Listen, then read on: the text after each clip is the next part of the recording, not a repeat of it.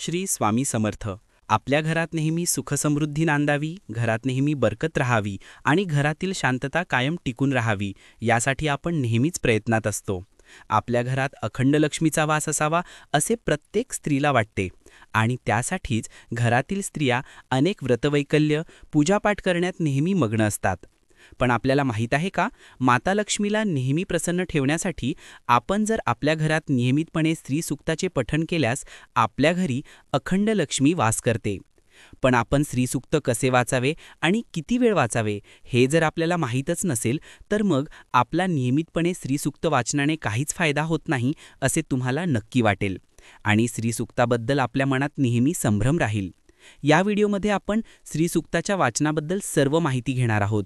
त्यामुळे आपला संभ्रम नक्की दूर होईल आणि त्या वाचनाचा आपल्याला नक्की फायदा पण होईल आणि आपल्या घरात नेहमी बरकत असेल आणि अखंड लक्ष्मी आपल्या घरी नक्की वास करेल. सूक्त म्हणजे स्तुतीपर स्तोत्र. ऋग्वेदात माता लक्ष्मीची छंदबद्ध स्तुती ज्या श्लोकांमध्ये केलेली आहे त्या सर्व श्लोकाचे संकलित रूप म्हणजे श्रीसूक्त स्तोत्र होय. हे अतिप्राचीन ऋग्वेदातील एक स्तोत्र असल्यामुळे ते प्रत्यक्ष ईश्वरीय आराधना म्हणून गणल्या जाते. आपल्या शास्त्राने अतीव महत्त्वाच्या षोडशाचार पूजा प्रकारात पुरुषसूक्तासोबत स्त्रीसूक्ताला स्थान दिले आहे. यावरून या स्तोत्राच्या महत्त्वतेची कल्पना नक्कीच येऊ शकते. माता लक्ष्मीला प्रसन्न करण्यासाठी, तिचा आवाहन करण्यासाठी, नेहमी माता लक्ष्मीच्या सानिध्यात राहण्यासाठी, माता लक्ष्मीची विशेष कृपा प्राप्त करण्यासाठी, काय वाचा मनाने शुद्ध व पवित्र राहण्यासाठी, सुख समृद्धी ऐश्वर्य प्राप्त करण्यासाठी, मनातल्या सर्व इच्छा पूर्ण होण्यासाठी श्रीसूक्ताने माता लक्ष्मीची स्तुती करावी असे देववाणी ऋग्वेद आपल्याला सांगते. श्रीसूक्त हे ऋग्वेदातील सिद्ध मंत्र आहेत ज्यांची एकूण संख्या 16 आहे. हे मंत्र ऋग्वेदातील असल्यामुळे प्रत्येक मंत्राला चमत्काराचं वलय आहे, ज्याद्वारे मानवाला अपार धनसंपत्ती प्राप्त करणं शक्य आहे.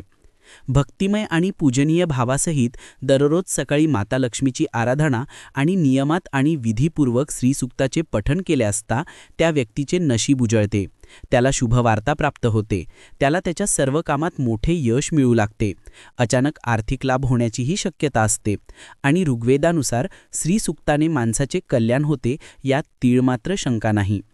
असे मानले जाते की देवी लक्ष्मीचा आशीर्वाद प्राप्त करण्याचा कोणताही निश्चित किंवा सोपा मार्ग नाही. कुंडलीत ग्रह कसेही असले, कितीही प्रतिकूल परिस्थिती असली आणि आपण कितीही हालाकीच्या परिस्थितीमध्ये असाल आणि जर तुम्ही श्रीसूक्ताचे नियमित पठण सुरू केले असेल तर आपणाला सर्व सुख समृद्धी प्राप्त होते आणि आपल्या येणाऱ्या पिढ्यांना जर सुख समृद्धी प्राप्त होते, अखंड लक्ष्मी आपल्या घरी वास करते. श्रीसूक्त वाचनाचे वेगवेगळे नियम आहेत. आम्ही वेगवेगळे ह्यासाठी म्हटले कारण आपण श्रीसूक्त कसे वाचत आहात यावर ते नियम अवलंबून आहे. जर आपल्याला नित्य साधेपणाने श्रीसूक्त वाचायचे असेल, जर आपल्याला आठवड्यातून एकदा आपल्या घरी श्रीसूक्ताचे पठण करायचे असेल तर किंवा आपल्याला नियमित सानुष्ठान श्रीसूक्त करायचे असेल तर त्यासाठी थोड्या फरकाने वेगवेगळे नियम आहेत. आपण मनोभावे कोणत्याही नियमात श्रीसूक्ताचे वाचन अथवा पठण केले तरीही आपल्यावर माता लक्ष्मी नक्की प्रसन्न होते यात शंका नाही. फक्त ते आपल्या आवडी आणि सवडीवर अवलंबून आहे. श्रीसूक्त वाचनाचा साधा आणि सरळसोपा नियम म्हणजे आपण दररोज सकाळ किंवा संध्याकाळी स्वच्छ शरीर करून आणि मनाने पूर्ण शांत होऊन आपल्या दिवाऱ्यात गाईच्या तुपाचा दिवा लावून नियमित श्रीसूक्ताचे वाचन केल्यास आपल्याला धन, धान्य, सुख, ऐश्वर्य, समृद्धी प्राप्त होते आणि आपल्या घरात कायम टिकून राहते. साप्ताहिक श्रीसूक्त वाचन हा पण वाचनाचा एक साधाच मार्ग आहे. फक्त यात आपण साप्ताहिक वाचन करतो आणि सप्ताहाच्या शेवटच्या दिवशी त्या सप्ताहाची सांगता करून दुसऱ्या दिवशी परत साप्ताहिक वाचन सुरू करतो. अशा पद्धतीने आपण नियमितपणे श्रीसूक्ताचे वाचन करतो. यासाठी आपल्याला सप्ताहाच्या सुरुवातीला माता लक्ष्मीची पूजा मांडावी लागते. आपले मुख उत्तर दिशेला येईल ह्या पद्धतीने आपल्याला चौरंगावर माता लक्ष्मीची मूर्ती किंवा आपल्या घरात उपलब्ध असलेला कुलस्वामिनीचा टाक पण पूजेत घेता येईल. त्याजवळ गाईच्या तुपाचा दिवा लावून रोज संध्याकाळी 6:30 ते 7:30 या दरम्यान वाचनाला बसायचे आहे.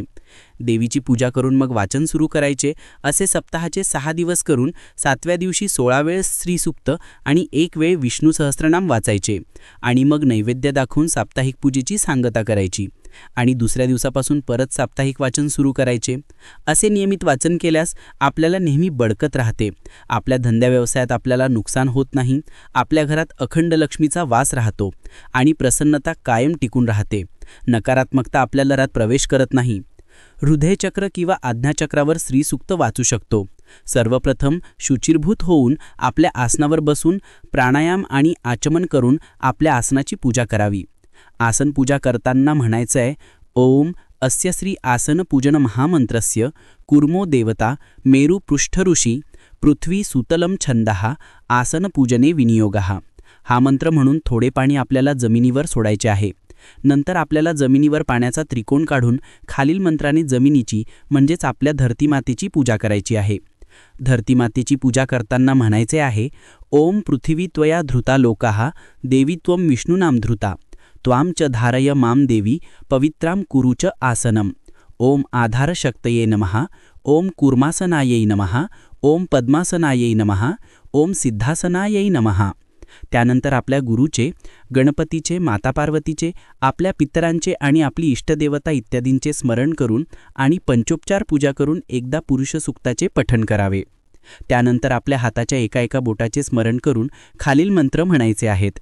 अंगठ्याला स्मरण करून ओम ऐं ह्रीं श्रीं ऐं क ए ई ल ह्रीं अंगुष्ठाभ्याम नमः।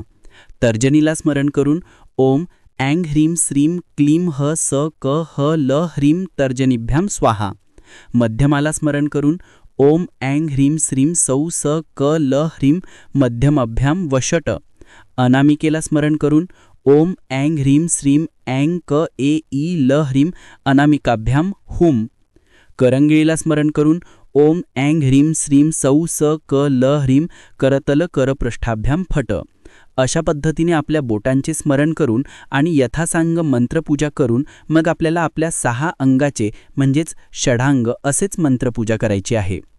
आपल्या शेंडीवर हात ठेवून ओम ऐं ह्रीं श्रीं सौ स क ल ह्रीं शिखायै वषट। आपल्या डोक्यावर हात ठेवून ओम ऐं ह्रीं श्रीं क्लीं ह स क ह ल ह्रीं शिरसे स्वाहा। आपल्या हृदयावर हात ठेवून ओम ऐं ह्रीं श्रीं ऐं क ए ई ल ह्रीं हृदयाय नमः। आपल्या डोळ्यावर हात ठेवून ओम ऐं ह्रीं श्रीं क्लीं ह स क ल ह्रीं नेत्रत्रयायै वौषट। आपल्या छातीवर हात ठेवून ओम ऐं ह्रीं श्रीं ऐं क ए ई ल ह्रीं कवचायै होम। आपल्या खांद्यावर हात ठेवून ओम ऐं ह्रीं श्रीं सौ स क ल ह्रीं अस्त्राय फट। अशा पद्धतीने षडांग मंत्रपूजा झाल्यानंतर आपल्याला आपल्या श्री पादुकां पूजयामी नमः असं म्हणून शंखाद्वारे अर्घ्य द्यायचे आहे। पाणी खाली किंवा ताम्हणात सोडायचे आहे आणि ओम ऐं ह्रीं श्रीं श्री गुरु पादुकां पूजयामी नमः। ओम ऐं ह्रीं श्रीं श्री परमगुरु पादुकां पूजयामी नमः। ओम ऐं ह्रीं श्रीं श्री परात्पर गुरु पादुकां पूजयामी नमः असा मंत्र म्हणत गुरुपूजन करायचे आहे। हे झाल्यानंतर मग आपल्याला श्रीसूक्ताचा पाठ करायचा आहे। हृदयचक्र किंवा आज्ञाचक्रावर नियमित श्रीसूक्त वाचन केल्यास आपल्याला सदृढ आरोग्यासोबत धनधान्यादी ऐश्वर्य प्राप्त होते। आपल्या घरात नेहमी अखंड लक्ष्मी वास करते। आपल्याला कशाचीही उणीव भासत नाही। आपल्या घरी आजारपण राहत नाही। सर्व संपन्न सुबत्ता आपल्या घरात राहते आणि आपल्या नोकरी व्यवसायात कायम बरकत राहून आपला व्यवसाय वृद्धिगंत होत जातो। आणि जर आपण नोकरी करत असाल तर आपल्याला पदोन्नतीचे योग जुळून येतात।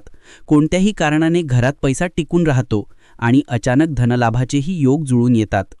श्रीसूक्ताचे नियमित वाचन केल्याने खरंच आपल्या घरात समृद्धी येते यात शंका नाही। या जगात कोणीही मला पैसा धन नको असं म्हणणारा व्यक्ती क्वचितच सापडू शकेल। आपण आज आपल्याला जीवन जगण्यासाठी सर्वस्वी पैशावर अवलंबून राहावे लागते। त्यामुळेच माता लक्ष्मीला एक वेगळे महत्त्व आहे। प्रत्येकजण माता लक्ष्मीने आपल्यावर कृपा करावी ह्याच उद्देशाने माता लक्ष्मीची पूजा करतो। आपल्या घरात प्रसन्नता नांदावी, नेहमी बरकत राहावी, समृद्धी राहावी, सकारात्मकता राहावी, माता लक्ष्मीची नेहमी आपल्यावर कृपा राहावी यासाठीच श्रीसूक्ताची नियमित पठण आपल्या घरात करावे। आपण श्रीसूक्ताचे वेगवेगळ्या गोष्टीसाठी वेगवेगळे नियम काय ते बघूयात। श्रीसूक्त रोज सकाळ संध्याकाळ आपल्या घरातील देवाजवळ तुपाचा दिवा लावून 5 वेळेस पठण केल्याने आर्थिक समस्या दूर होण्यास मदत होते। शुद्ध तुपाचा दिवा लावून त्यासमोर श्रीसूक्त सकाळ संध्याकाळ पठण केल्याने घरामध्ये कायम बरकत राहते। आपल्यावर जर कर्ज असेल किंवा आपण कर्जबाजारी झाले असाल तर श्रीसूक्ताचे रोज सकाळी महालक्ष्मीच्या फोटोसमोर बसून 21 वेळा पठण केले पाहिजे। कर्जमुक्त होऊन सुखी व्हाल। जर आपल्याला कुठूनच आवक होत नसेल आणि आर्थिक तंगी खूप जास्त असेल तर शुक्रवारी संध्याकाळी दिवे लागणीला नियमित श्रीसूक्ताचे पठण करावे। आपल्याला पैशासंबंधी सर्व कामे मार्गी लागून आवक वाढेल। आपल्या कुलदेवतेसमोर नियमित श्रीसूक्ताचे वाचन केल्याने आपल्याला कुलदेवतेचा आशीर्वाद प्राप्त होऊन सर्व समस्यातून मुक्तता होते. अखंड लक्ष्मी प्राप्त करण्यासाठी आपल्या कुलाचाराच्या वेळेस 11 वेळेस श्रीसूक्त पठण करावे. नवरात्रात श्रीसूक्त रोज 11 वेळेस पठण केल्यास धन, धान्य, सुख, समृद्धी, ऐश्वर्य प्राप्त होते. श्रीसूक्त वाचताना नेहमी उत्तर दिशेला तोंड करून वाचावे. यामुळे अखंड लक्ष्मी प्राप्त होते, कारण उत्तर ही कुबेराची दिशा आहे. आपल्या कुंडलीत जर ग्रह अशुभ फळ देत असतील तर नियमित श्रीसूक्त वाचावे. त्यामुळे आपल्या कुंडलीतील अशुभ ग्रहांचा आपल्यावर पडणारा प्रभाव कमी होतो.